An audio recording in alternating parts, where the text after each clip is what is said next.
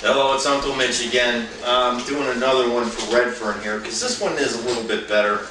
I do want to make a couple of quick notes here. First off, Kara says that I remind her of Foamy the Squirrel, okay?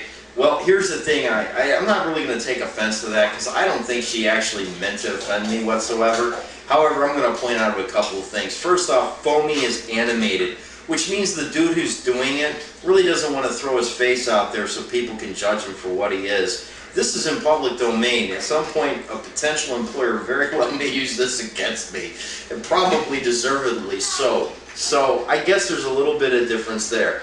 The other thing is that there's people that piss me off, and I guess that's a little like Foamy. But for the most part, I'm making some generational observations that Foamy really doesn't touch on. I don't watch a whole lot of it. I saw it sometime back when most of the content was made, so anyway, get past it. The other thing that I wanted to bring up really quick is some of you guys that I haven't talked to forever and a day showing up and subscribing to my channel or touching base on Facebook or something like that. I'm glad to see you're all doing well. It really makes me happy to see other people succeed in life. I hope everything's wonderful for you. Please don't piss me off because then, well, you know what happens. Okay, on to Redfern's topic, reality TV. First and foremost, let's go over a little bit of history about reality TV because it's a little bit longer than a lot of people remember.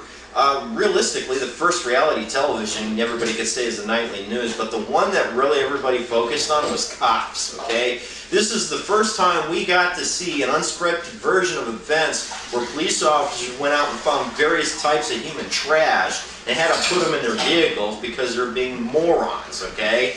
I mean, the thing is that it's like watching a train wreck. It's sort of like watching me, okay? I'm like reality YouTube here. You're watching a dude melt down in front of you once in a while. It's the same thing.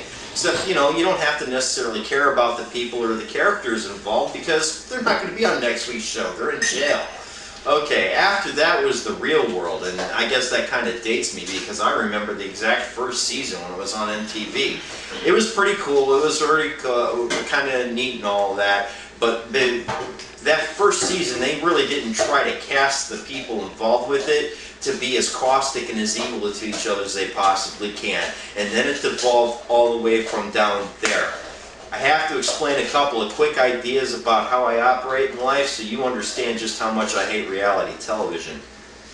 When I was younger, not so long ago, well, I wasn't so young, but younger than now, I used to maintain two lists. The first one was the dumbass list. These were people I cared about, but were constantly pissing me off. A lot of cases because they're at the age of suck and they're staying in my house because they had nowhere else to go. Their parents abandoned them, bastards.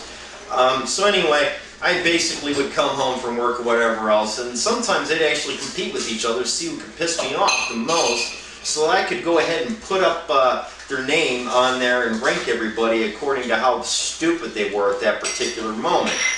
They were always competing to be number one. I didn't think being number one dumbass was worth your effort and time, but they obviously did, okay? It's horrible. It got canceled. The dumbass list ended because one guy did something so incredibly stupid, nobody was ever going to be able to take number one from him ever again. One of these days, if you want the graphic details, ask me about it and I'll share it with you, but it's incredibly disgusting and infuriating at the same time. Then there was the top 500 list. These were the people that I was going to go out and kill once I fell off the reality horse and bump my head. That's right, folks. There is a distinct possibility that Uncle Mitch ends up becoming the sweeper of all the problems that we have in the world by way of being a sociopath. I haven't fallen off the reality horse yet. Of course, I figured I was going to be dead by 30, so I didn't take very good care of myself. Looks like I'm looking at the Depend years now. I can't tell you how much that pisses me off. I'm supposed to be dead now. Anyway, so the top 500 list wasn't ranked. It was just a list of people. And sometimes it was entire categories, like the people at Taco Bell who decided to cancel the little chihuahua in the commercials. Best commercials ever. Here, lizard, lizard, lizard, you can't top it. You can't. And then they took him out and went and did something else, morons. What was the other one? Specific politicians, I'm not going to name them, otherwise the Secret Service is going to come looking for me in my scrotum. And then there was a whole bunch of other people. And then reality TV came out.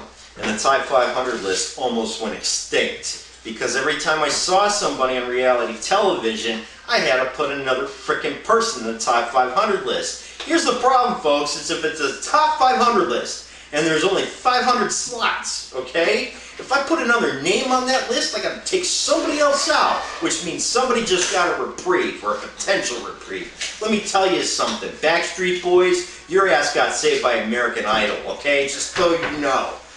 Anyway, I try not to watch these things. I watch Survivor with my little cousin and the rest of my family while I was staying with them and helping take care of everybody. Not so fun, okay? I looked at the Survivor people and I went, dude, why don't you just spin on the guy and beat him with a piece of bamboo? He's off the aisle, you're next in line, guess what? One slot open for the frickin' $1 million, okay? Nobody ever did it. What the hell? And then you get some conniving, I can't be wearing clothes all the time, naked dude running around the beach and he ends up winning the competition? This is like, watching this type of stuff is verifying that perhaps humanity deserves to die in a flaming fireball because something from the Oort cloud came in and smacked the earth, okay? I don't want that, but when I see things like this, it animates me to no end, okay? Then they got American Idol and Big Brother and then Trump. Oh my God, we went on Trump earlier. Let me tell you something.